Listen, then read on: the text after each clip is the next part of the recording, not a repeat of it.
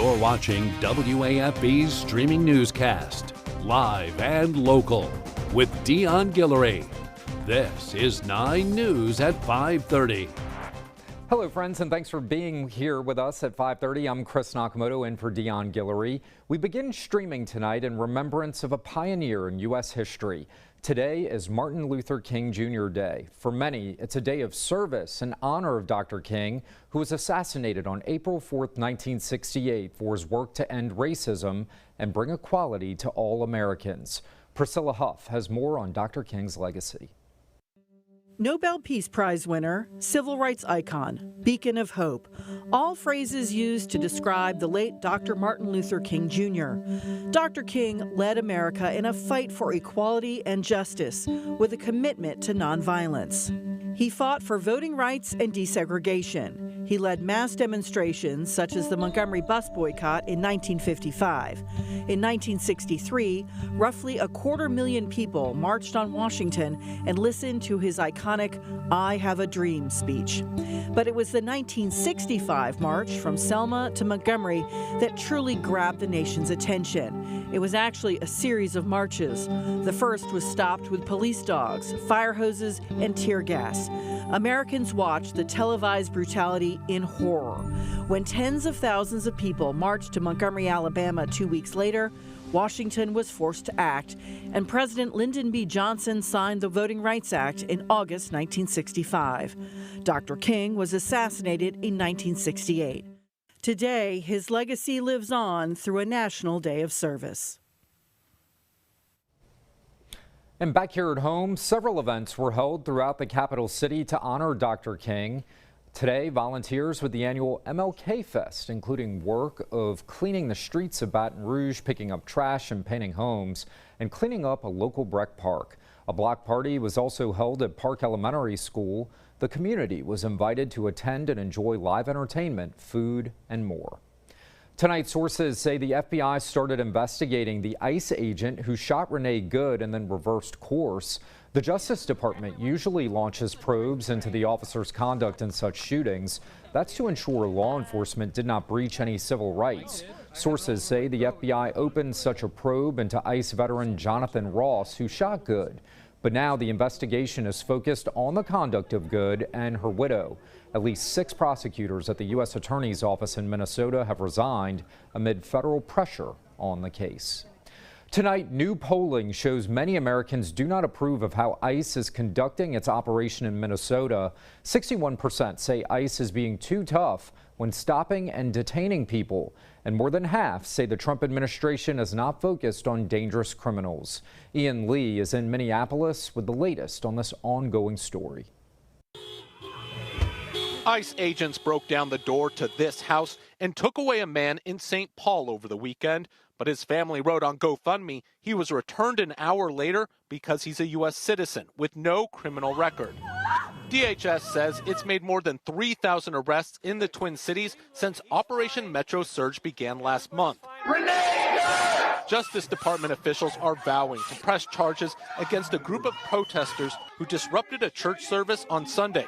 The demonstrators allege one of the pastors leads the local ICE field office. A federal judge has ordered ICE agents to stop using tear gas, pepper spray, and other non-lethal munitions against peaceful protesters and people who are recording ICE movements. A little ridiculous. DHS Secretary Kristi Noem told Face the Nation the orders don't change anything. We only use those chemical agents when there's violence happening and perpetuating, and you need to be able to establish law and order to keep people safe. You are under arrest for inducing operation. Patty O'Keefe was recently pepper sprayed and detained while following ICE. These ICE agents are dangerous. They are prone to violence. They are undertrained, and they're angry. CBS News has learned the Pentagon has 1,500 active duty soldiers on standby if President Trump invokes the Insurrection Act. The troops are from the 11th Airborne Division at Fort Wainwright, Alaska, and are highly trained for battle in cold weather extremes. Temperatures in the Twin Cities are forecasted to be below zero later this week. Ian Lee, CBS News, Minneapolis. New tonight, Crime Stoppers is offering more than $13,000 after a 19-year-old and 3 others were shot at Dookie Chase restaurant in New Orleans. NOPD says it's looking for one shooter and other suspects. Police say it happened after a shooter chased the victim, identified by family as 19-year-old Kareem Harris, into Dookie Chase restaurant before shooting and killing him. The shooting also injured 3 women, 2 from Los Angeles and a 3rd from Florida. The 2 women from Los Angeles needed surgery. The shooting marked an unprecedented incident at the 85-year-old establishment, which is recognized as part of the Civil Rights Trail.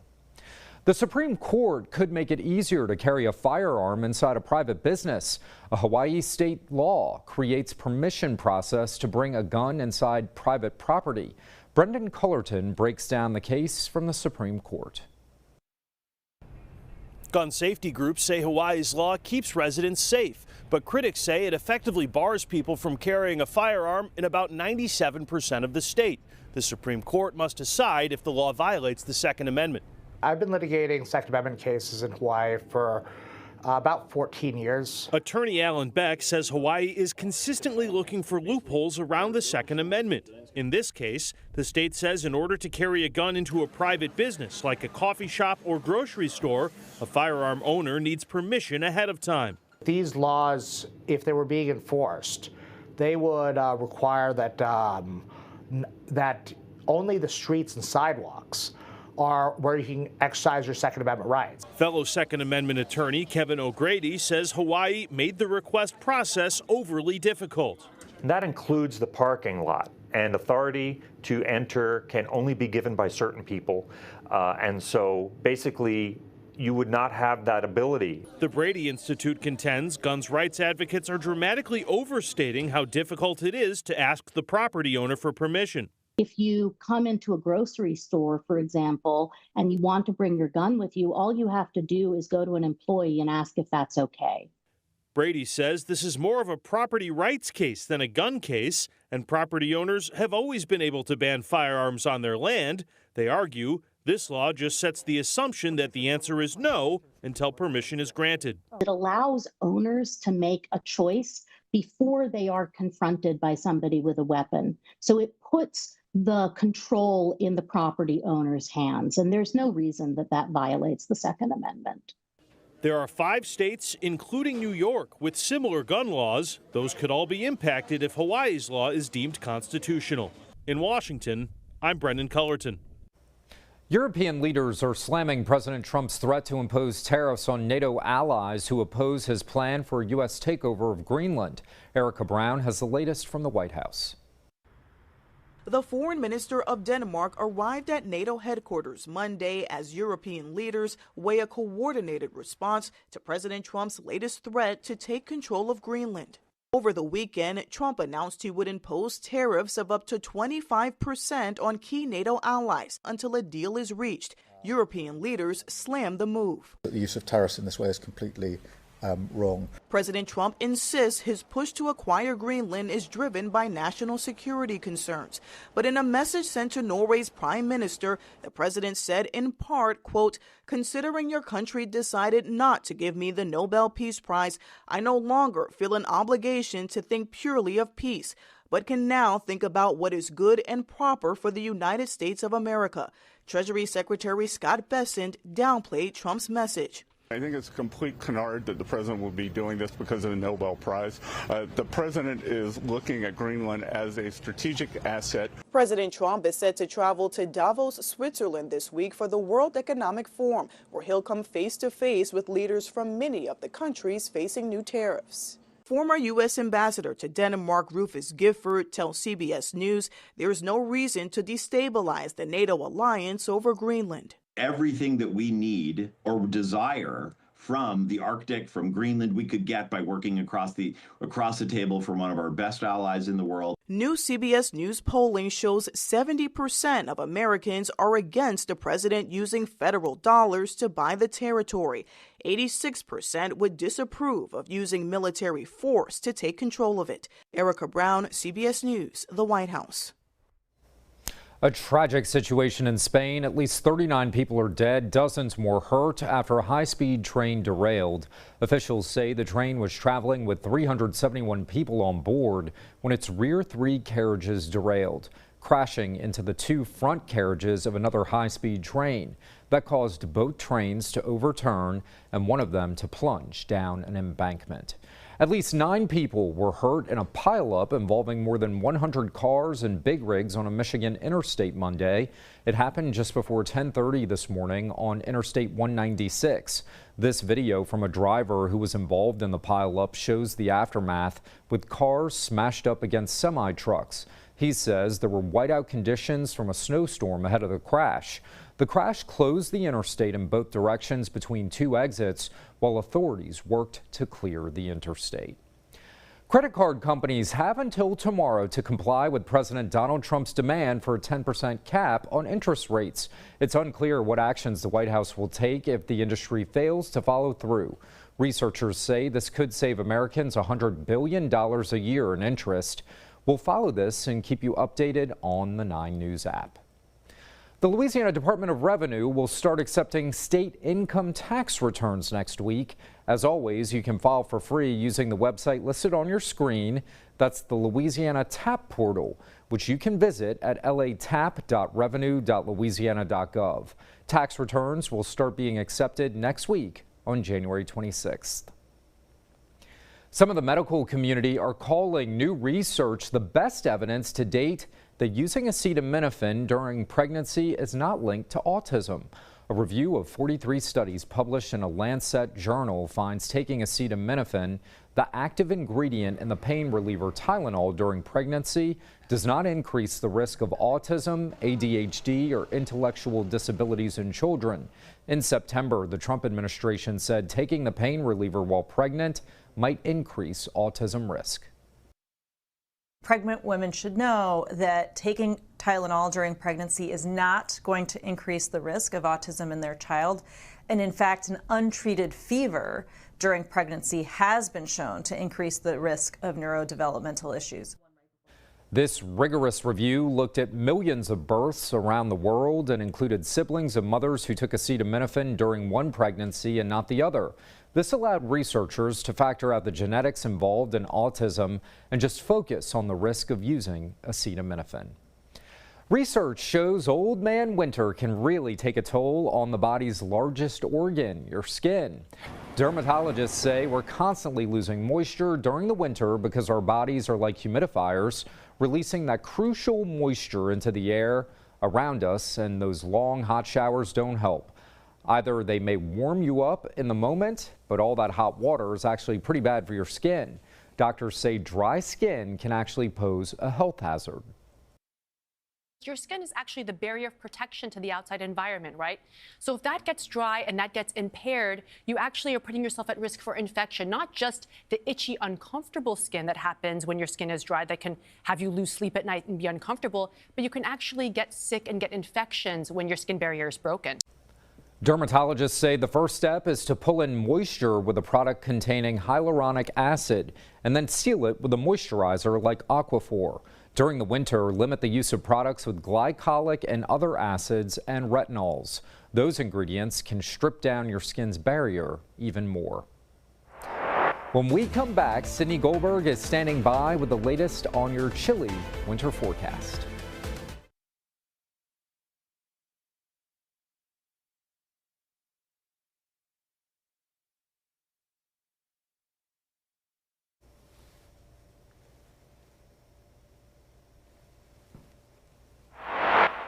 Well, it looks like another cold morning start tomorrow morning, where we could see the potential for a light freeze overnight tonight into tomorrow morning, mainly for... Okay, thank you. After Sydney's done, right? Okay, thank you.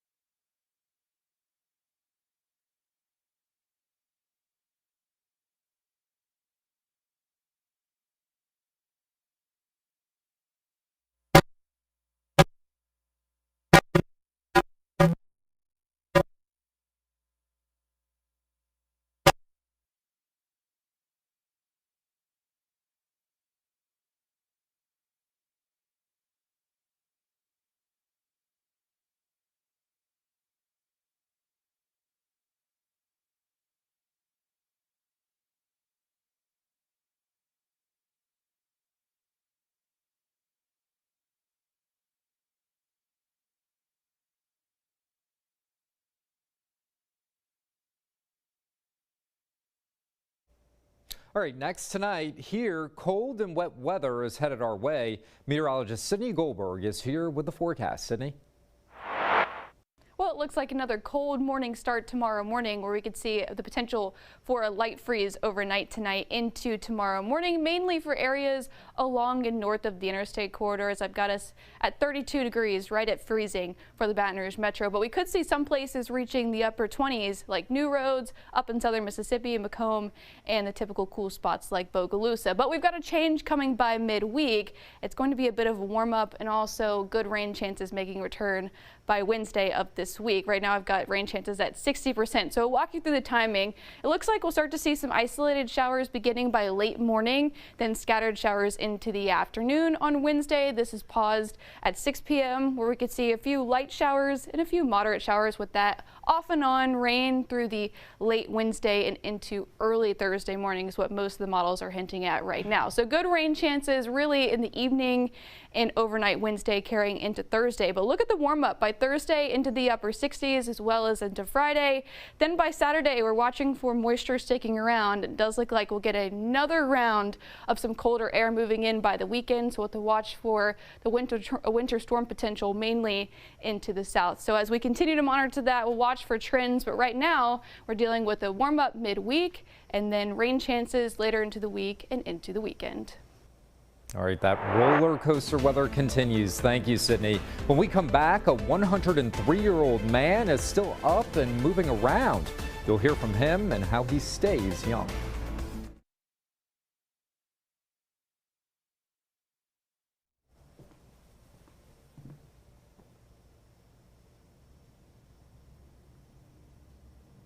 Keep you healthy so long. Yeah. Man up above. Man up above. That voice belongs to 103-year-old James Sneed, a World War II Army.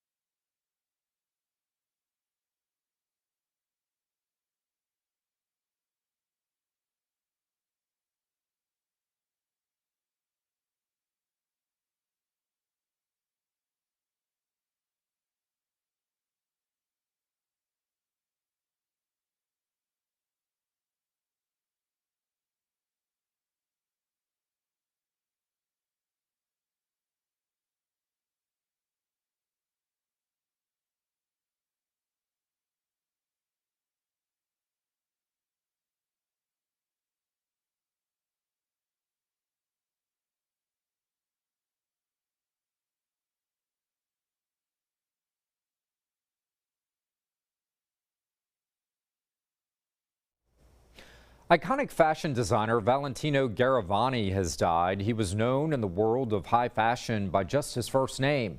He founded his own line of clothing in 1959 and became known for designing red dresses. The shade of scarlet became so associated with him that it's known as Valentino Red. He dressed some of the most glamorous women in the world, princesses, first ladies, and A-list actresses. Valentino was 93 years old. At 103 years old, James Sneed isn't slowing down. He's lifting everyone around him up. Fiona McGee shows us the details. Keep you healthy so long. Yeah. Man up above. Man up above. That voice belongs to 103-year-old James Sneed, a World War II Army veteran and one of the most dedicated members at the D.A. Turner YMCA in Columbus. Staff members say he still works out here about 3 times a week and motivates just about everyone who walks through the doors. Age is just a number. Clearly, it's just a number. So don't let anything get in your way. You're never too old to start. He doesn't ask for your assistance or anything. He walks in here proudly every day when he comes. For James, staying healthy is about more than strength. It's about perspective. Good, better, best.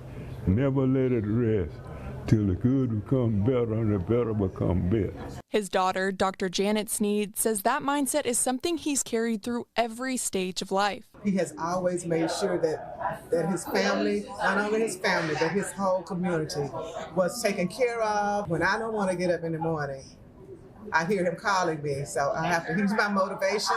He's my inspiration. James has lived through war, segregation, illness, and loss, but still believes in leading through kindness. Do all the good you can, to all the people you can, every place you can, whatever you can. I got that from an old teacher.